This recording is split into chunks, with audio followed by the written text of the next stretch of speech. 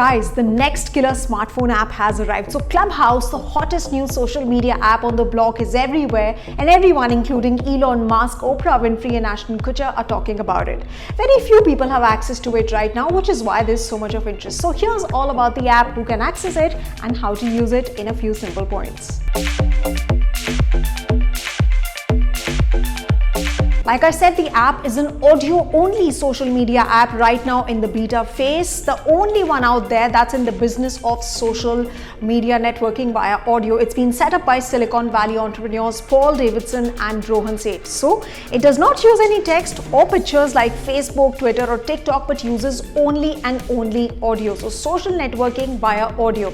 You can listen to interviews, discussions on various topics from artists, filmmakers, engineers, startup entrepreneurs, founders and more from places all over the world on a diverse set of topics. So almost like tuning into a podcast, but with a social networking element. The number 2 key feature, it's based on exclusivity, which basically means that you have to be an iPhone user and you can only join the platform only if you have invite. So somebody needs to send you an invite to set up an account on the app. One reason why the invites have become very premium and are now being sold via money on the internet.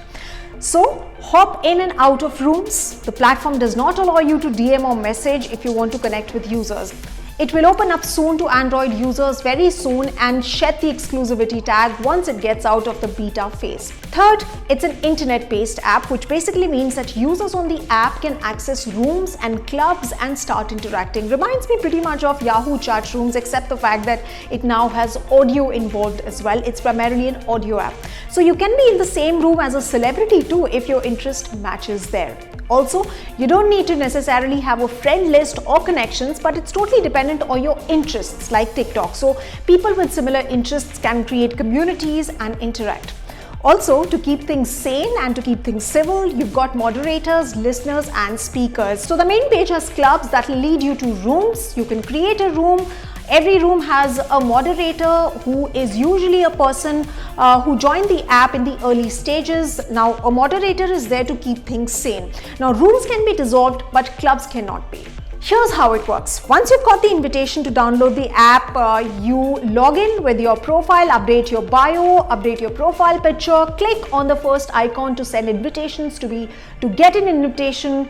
And here are some of the people who you can follow, or just type out the names to find people. And here is a list of interests given if you're interested in astrology, sports, culture, entertainment, music, news, religion, etc., etc. You can follow all of these rooms, follow these topics of interest. So create one if you have a topic in mind, and interested people will join you.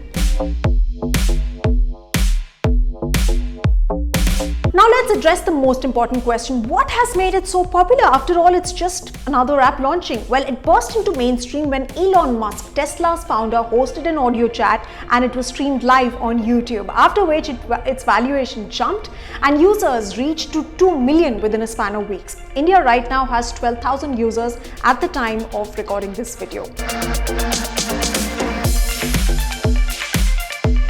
All of those features are great. The fact that it's the first audio-based social media app, but one big concern could be privacy. Although the app says that there's nothing to worry about privacy and the audio recordings are encrypted, pretty much like our WhatsApp chats, but who's to stop anyone from recording these audio chats or taking snapshots? So guys, I'm super excited to use this platform. Voice has long been said to be the future. 2020 made things great in the podcasting space, but actually having an audio-based app with social networking capabilities is clearly a signal of the exciting times to come. There's tons of good PR around it, there's good word of mouth, lots of interest, stickiness factor is there, but how the app actually deals with privacy issues, that needs to be seen. Let's hope that that's taken care of once the app opens itself to a broader audience. Well, that's it from me. This is Sumita Karir signing off. You know where to log on if you want to know everything about tech and gadgets. It's Gadget Times. Like this page and subscribe to it. Goodbye and thank you very much for watching.